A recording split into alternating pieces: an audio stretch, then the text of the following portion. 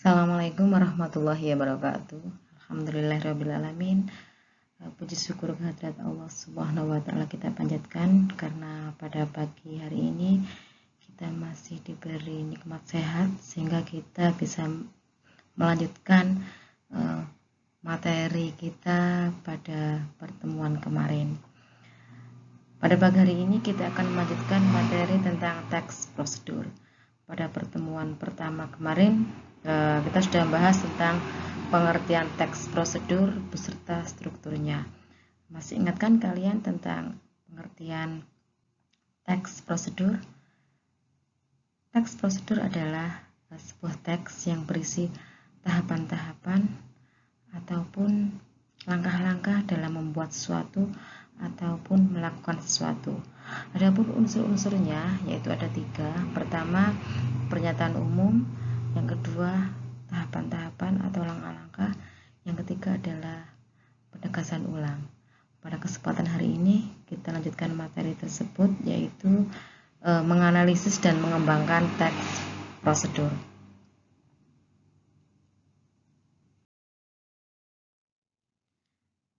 Menganalisis struktur dan kebahasaan teks prosedur.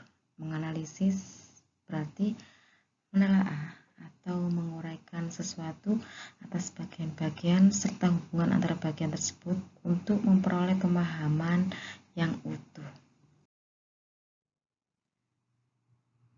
Ini ada sebuah contoh teks prosedur. Kita akan menganalisis berdasarkan strukturnya. Cara membuat obat tradisional insomnia. Anda mengalami insomnia atau tidak bisa tidur. Nenek moyang kita mewariskan resep tradisional untuk penderita insomnia. Adapun bahan-bahannya antara lain 5 potong akar kelapa hijau masing-masing 4 cm, 600 cc air, 10 butir biji teratai. Langkah-langkahnya yang pertama yaitu ambil 5 potong akar kelapa hijau masing-masing 4 cm. Kedua, tumbuk kasar bersama 10 butir biji teratai. Langkah ketiga, tambahkan 600 cc air ke dalam hasil tumbukan. Yang keempat, rebus semuanya dengan anco yang telah dibuang bijinya sehingga air tersebut menjadi 300 cc. Yang terakhir, minum selagi hangat. Selamat mencoba dan melestarikan obat tradisional. Dari contoh teks prosedur di atas, bisa akan menganalisis berdasarkan strukturnya, yaitu pernyataan umum. Isi pernyataan umum berdasarkan contoh di atas adalah judul. Judul itu termasuk dalam pernyataan umum. Cara membuat obat tradisional insomnia. Kemudian di kalimat selanjutnya itu masih juga pernyataan umum, yaitu Anda mengalami insomnia atau tidak bisa tidur.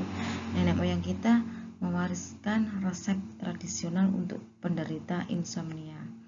Dan bahan-bahan itu juga masih masuk dalam pernyataan umum. Bahan-bahannya antara lain 5 potong akar kelapa hijau 4 cm, 600 cc air, dan 10 butir biji teratai.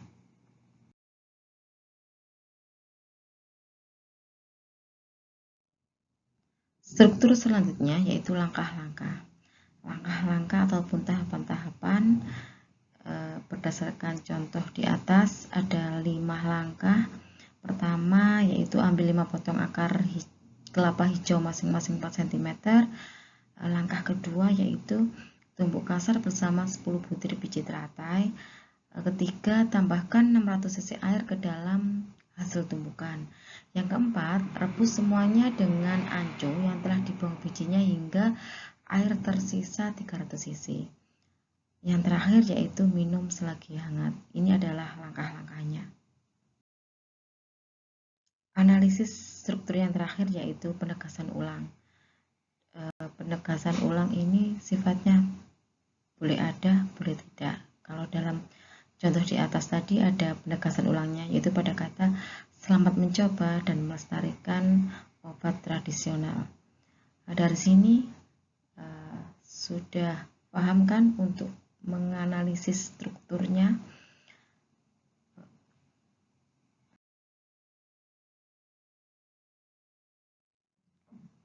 Selanjutnya adalah menganalisis tentang kebahasaan teks prosedur.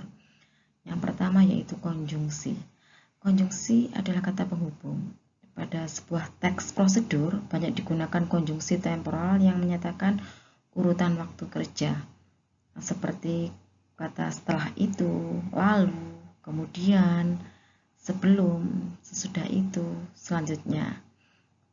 Selain konjungsi, tahapan atau urutan kerja dapat menggunakan kata bilangan seperti tahap pertama, tahap kedua, tahap ketiga, dan seterusnya.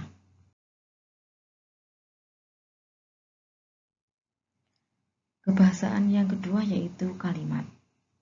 Kalimat yang banyak ditemukan di teks prosedur yaitu kalimat interrogatif, ada kalimat deklaratif, dan ada kalimat imperatif. Ini kita ulas satu persatu ya. Nah, kalimat interrogatif yaitu kalimat tanya. Contohnya, tahukah Anda makanan tradisional khas Indonesia yang disukai masyarakat lokal dan mancanegara? Itu masuk ke dalam kalimat interrogatif. Yang kedua yaitu kalimat deklaratif adalah kalimat berita. Contohnya yaitu kalimat yang berisi pernyataan, bisa berita, bisa juga informasi. Contoh dalam kalimat deklaratif adalah nasi goreng adalah makanan khas Indonesia berbahan nasi yang dicampur bumbu tertentu. Kalimat yang ketiga yaitu kalimat imperatif, adalah kalimat perintah.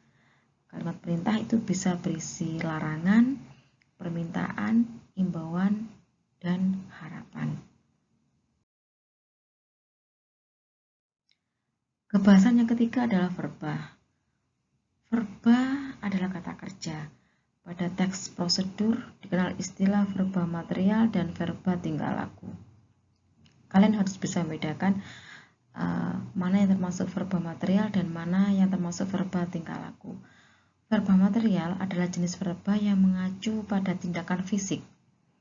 Contohnya yaitu pada kata menggoreng, mengiris, mengaduk, menulis, mengangkat, dan sejenisnya.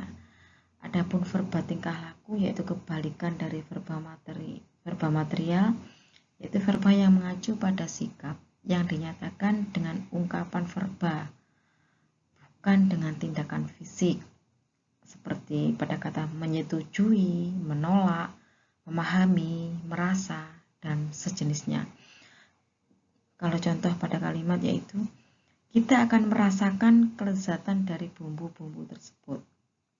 Nah, tentunya kalian bisa kan membedakan antara verba material dan verba tingkah laku.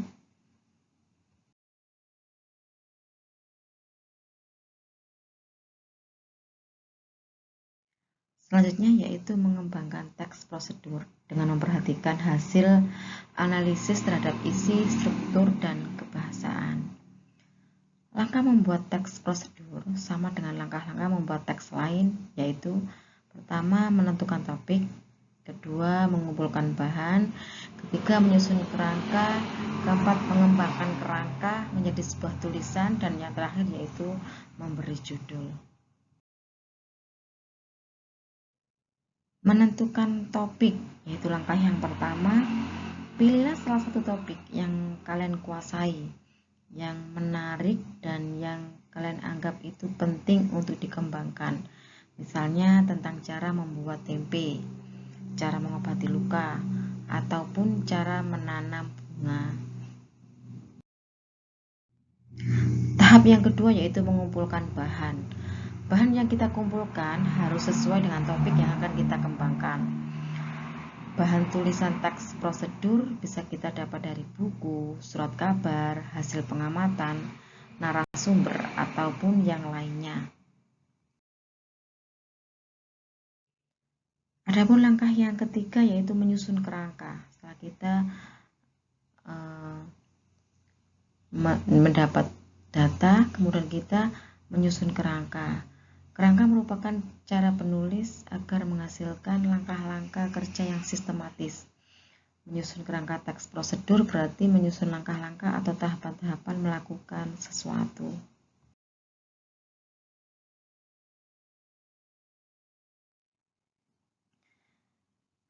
Ini ada sebuah contoh kerangka, yaitu cara membuat tempe.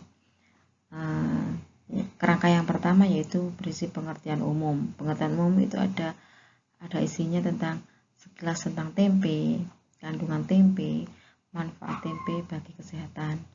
Kemudian yang kedua yaitu tahapan pembuatan. Langkah pertama sampai langkah terakhir. Kemudian yang ketiga yaitu mengembangkan kerangka. Mengembangkan kerangka menjadi sebuah tulisan teks prosedur. Yang terakhir yaitu setelah semuanya selesai, kemudian baru kita dapat menentukan judul tulisan kita. Ini adalah contoh dari kerangka teks prosedur.